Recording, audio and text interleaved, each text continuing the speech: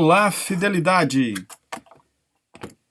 Hoje estamos comemorando 3 anos de YouTube, onde nossas leituras estão sendo armazenadas para daqui a um tempo a gente ouvir isso de novo e lembrar quanto nós aprendemos com tudo isso.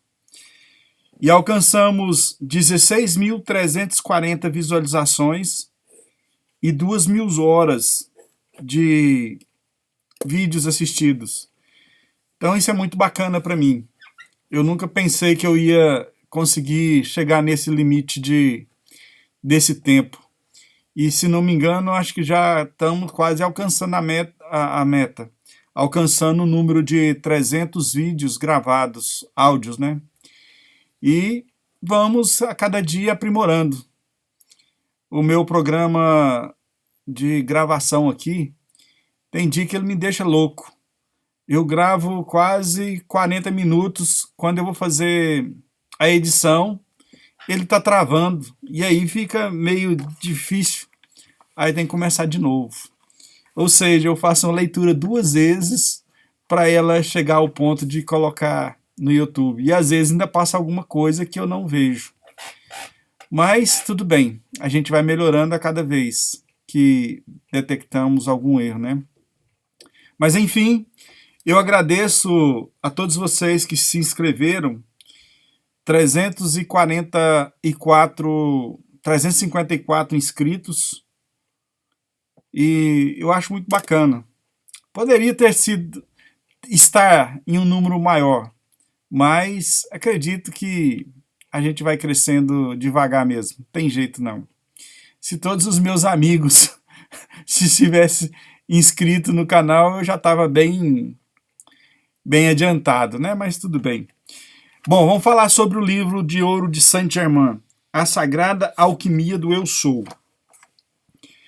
Este é o sagrado ensinamento que o mestre Saint-Germain dispôs para a sua era de ouro, e que forma parte do 3º ciclo de ensinamentos da Irmandade de Saint-Germain, depois do qual o discípulo se encontra com pleno conhecimento da sua presença Eu Sou. Quanto mais for estudado e meditado, o conteúdo dessas palavras mais protegido e elevado se tornará o discípulo.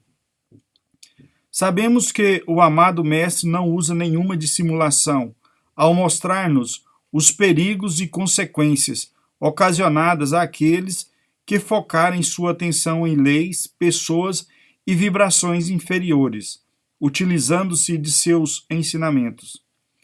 Aqui estão, portanto, os regulamentos divinos. O cumprimento desses ensinamentos depende exclusivamente do discípulo. O livro contém 32 capítulos e são capítulos que ensinam a cada dia uma coisa diferente, para admiração de muitos, para imitação de alguns e para manifestação de poucos. Então, em qual categoria você vai estar se classificando? Para admiração de muitos? Ou para imitação de alguns? Ou para manifestação de poucos? Poema transcendental. Onde me manifesto, sou como um entardecer, onde o vento passa ao silêncio da morte e as árvores vibram ao ver passar.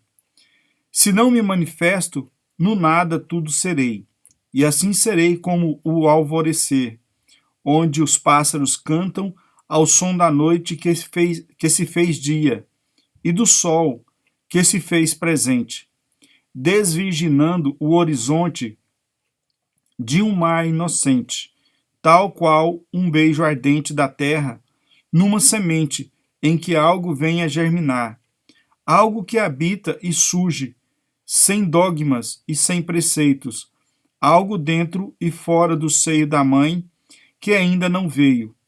Há de haver belos mistérios. Belos mistérios. Na vida, que a sorte é a morte, que nos ensina a ensinar, que nos prende ao aprender, que nos condena a entender, que entendendo hei de ser algo para viver. Se a vida hei de entender e entendendo hei de ser, serei somente o entendido que um dia irá morrer. Como posso procurar, se na procura hei de achar a busca que nunca acabará? O vento passa e não há de ser passageiro. Não se sabe se vem ou se vai, porque venta o mundo inteiro. As árvores são intactas e o vento que passa as faz balançar. As árvores não sabem por que balançam. Se intactas, elas dançam, quando o vento vem tocar. O vento também nada sabe, apenas quando passa. Se bate com galhos, folhas e troncos de cada árvore. Onde se encontra o significado? E o significante é o valor do valor de cada homem ou de cada mulher? O chaveiro está diante da porta, mas a porta não está ao chaveiro. Porque a porta nada mais vale do que a chave do porteiro. O porteiro é o escravo. O seu senhor, o chaveiro. A porta é a prisão. A chave, o prisioneiro. Eu sou a perfeição da essência, denominado absoluto. Posso ser compreendido como a maior beleza de todas as belezas, o maior amor de todos os amores, o mais alto dos altos e o ser maravilhosamente maravilhoso. A forma arquetípica, perfeita, contida dentro do todo e o absoluto, que constitui a redenção universal. Eu sou a chave que abre todas as portas. Eu sou o último dos últimos. Eu sou o primeiro. Eu sou aquele que fui. Eu sou aquele que foi. Eu sou aquele que vim. Eu sou aquele que veio. J.P. Saint-Cyr. Saint-Germain.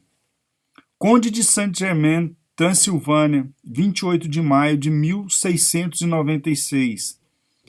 Eckernford. 27 de fevereiro de 1784. Foi uma das figuras mais misteriosas do século XVIII, tido como místico, alquimista, ourives, lapidador de diamantes, cortesão, aventureiro, cientista, músico e compositor. Após a data de sua morte, de precisão incerta, várias organizações místicas o adotaram como figura modelo. Segundo relatos antigos, era imortal e possuía o elixir da juventude e a pedra filosofal. O fato de nunca ter revelado a sua verdadeira identidade levou a muitas especulações a respeito de sua origem.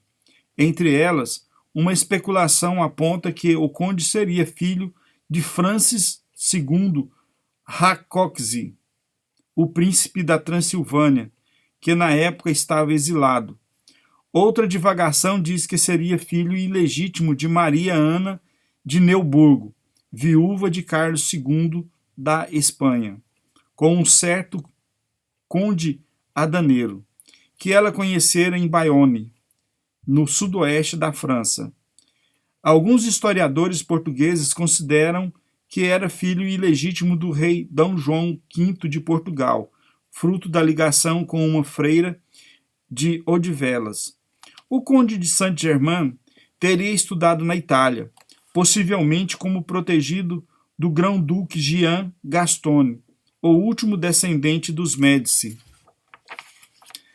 As primeiras aparições registradas do conde de Saint-Germain deram-se em 1743 em Londres e em 1745 em Edimburgo, onde ele foi aparentemente preso acusado de espionagem, solto, logo adquiriu a fama de ser um virtuoso no violino. Tinha hábitos ascéticos e celibatários. Durante esse tempo, conheceu Jean-Jacques Rousseau, que declarou ser a pessoa do conde a mais fascinante e enigmática personalidade que já conhecera. Desapareceu subitamente em 1746. Horace Walpole, que conheceu Saint-Germain em Londres em 1745, o descreveu. Ele canta, toca o violino maravilhosamente, compõe, mas é louco e falta-lhe sensibilidade. Reapareceu em Versalhes no ano de 1758.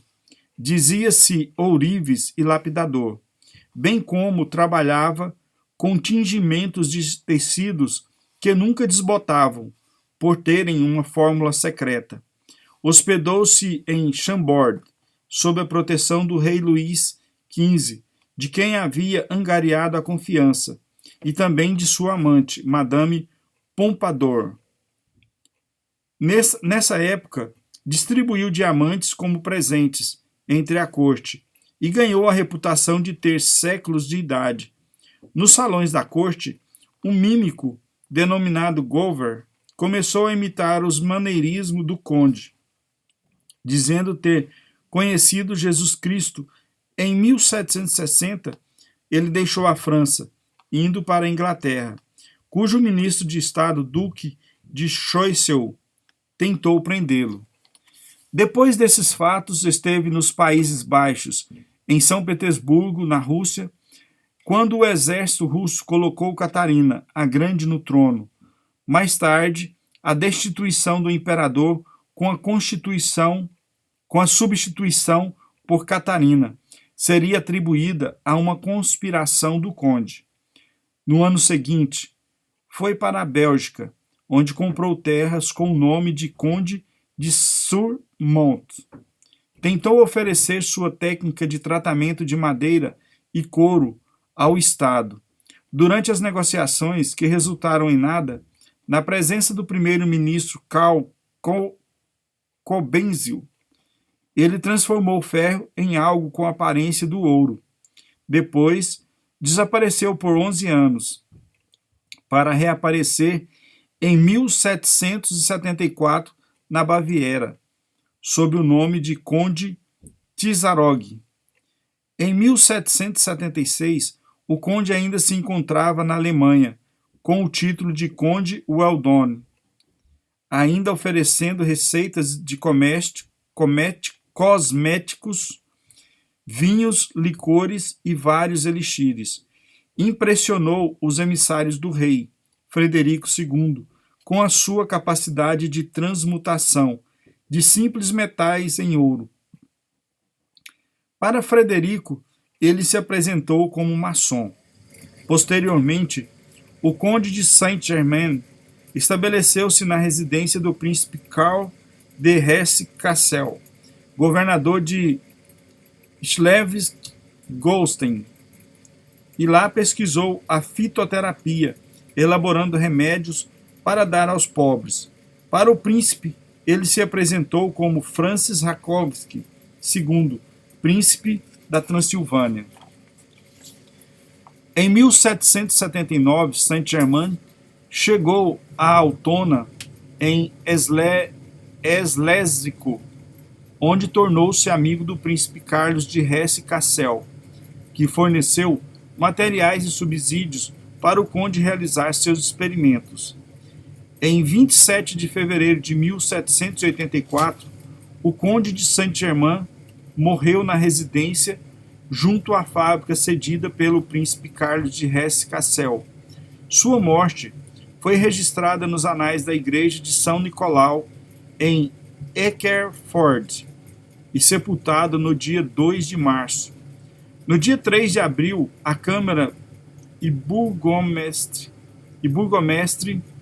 de Eckerford emitiu um proclama de leilão dos poucos pertences deixados pelo conde, já que nenhum parente apareceu para reclamá-los. No final do século XIX, começaram a aparecer rumores de aparições do Conde de Saint-Germain, supostamente teria sido visto em 1835 em Paris e em 1867 em Milão. Carece de fontes. Adeptos da teosofia foram os proponentes da tal imortalidade do conde, clamando-o como mestre e que ainda estava vivo.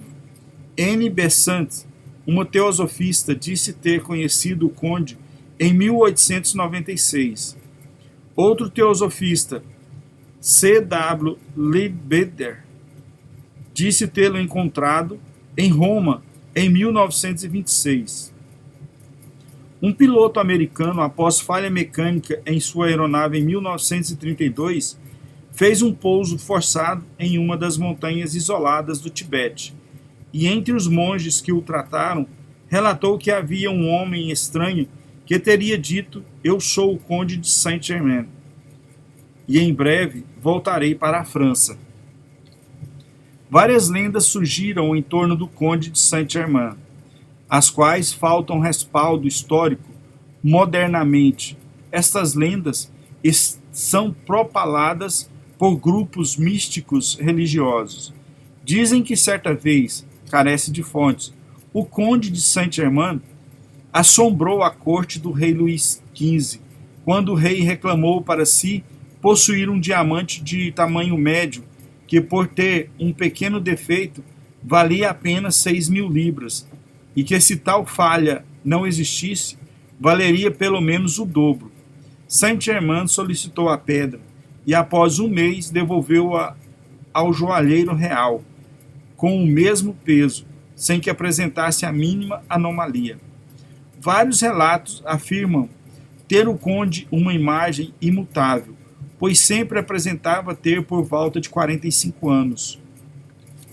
Madame de Aldemar, biógrafa e dama da corte de Maria Antonieta, conheceu Saint-Germain em Paris, perto de 1760, e relata em suas memórias, datadas de 12 de maio de 1821, que havia reencontrado o conde de Saint-Germain na vigília da morte do duque de Berry, em 1815, ou seja, 55 anos após, e que, incrivelmente, ele aparentava os 45 anos de sempre. Não havia envelhecido. Segundo as memórias de Giacomo Casanova, o músico Rameau e Madame de Gerghe juraram ter conhecido o conde de Saint-Germain em Veneza em 1710, usando o nome de Marquês de Montferrat, e tê-lo reencontrado com a imutável aparência em 1775.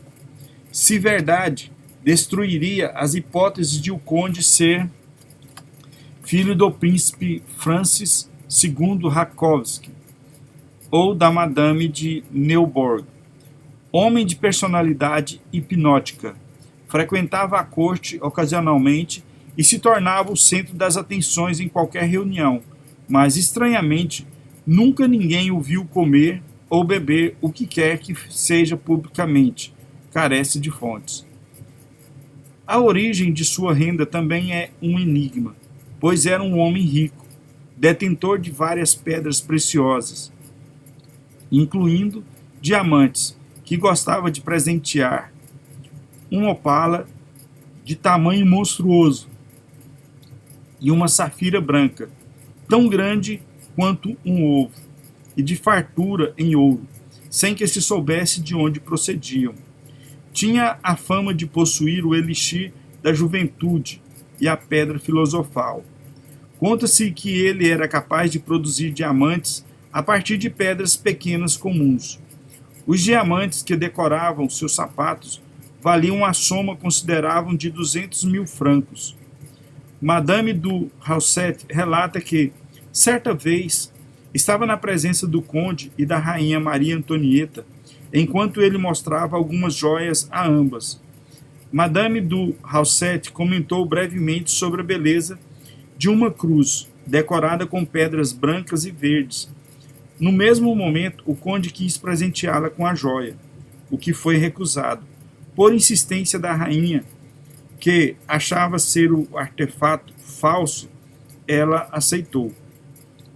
Depois de algum tempo, Madame du Halset solicitou ao joalheiro real que avaliasse a cruz, constatando ser ela verdadeira e de valor inestimável. Um homem que sabe tudo e que nunca morre, disse Voltaire, a respeito do conde de Saint-Germain, carece de fontes.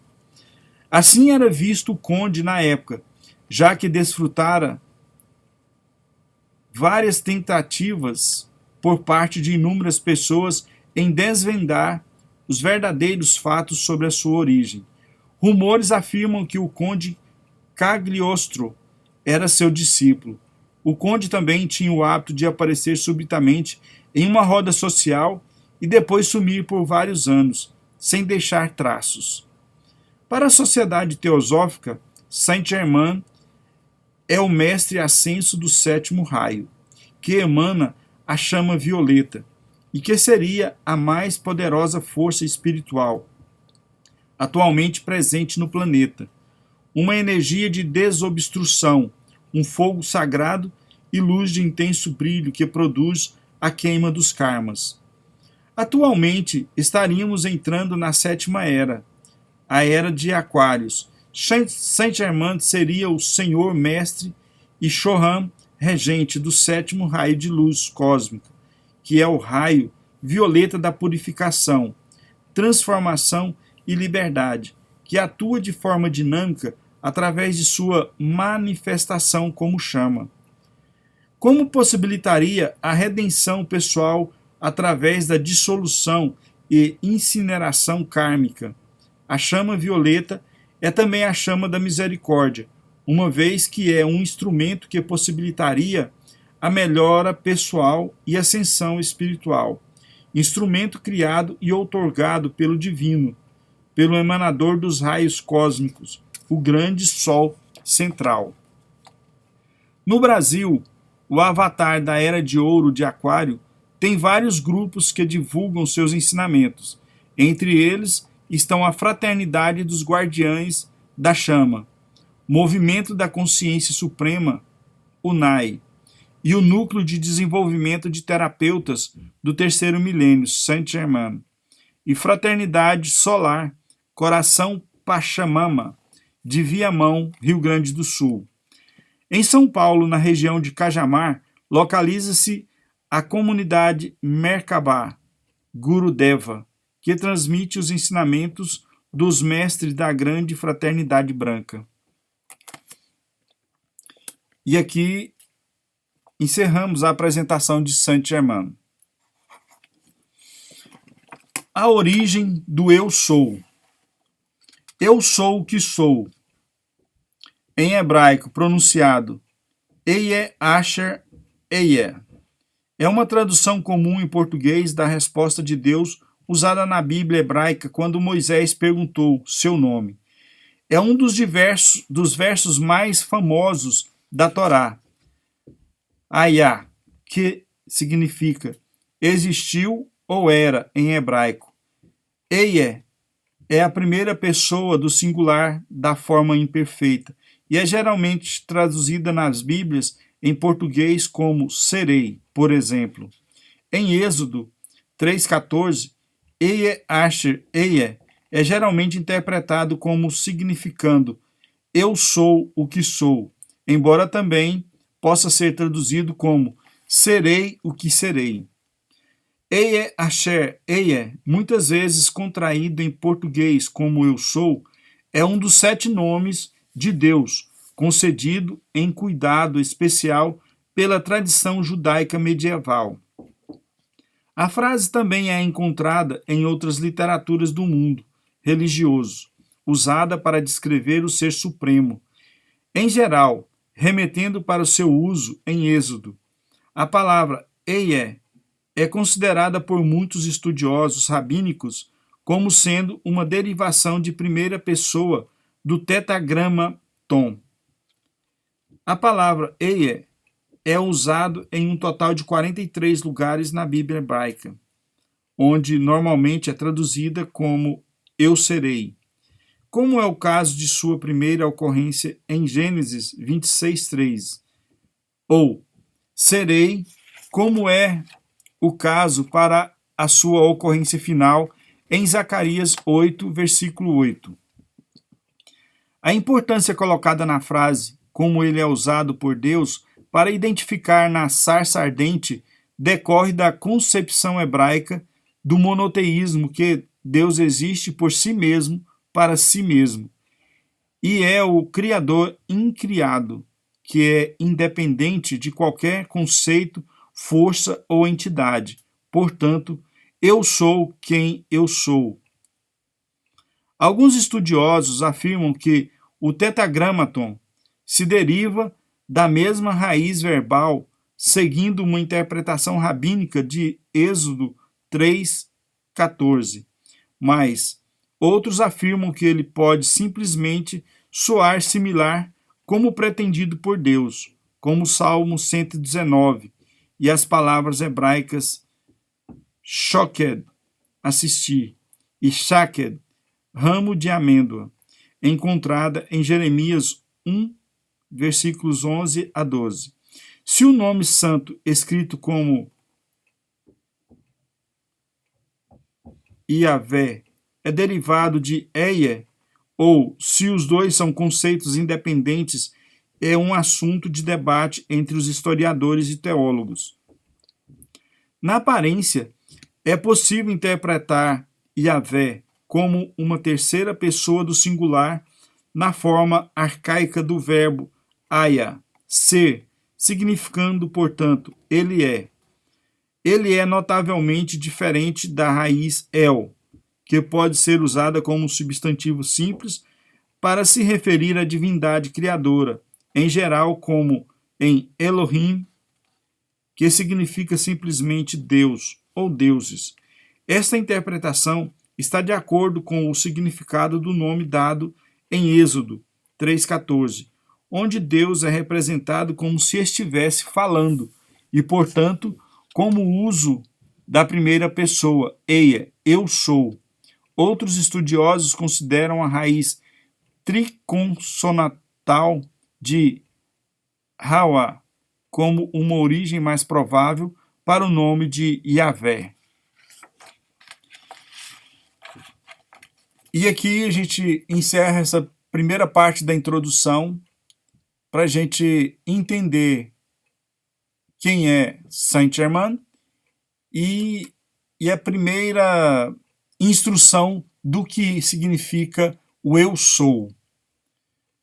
E obrigado por você ter vindo até aqui e vamos seguir nessa sequência do livro de ouro de Saint-Germain. Obrigado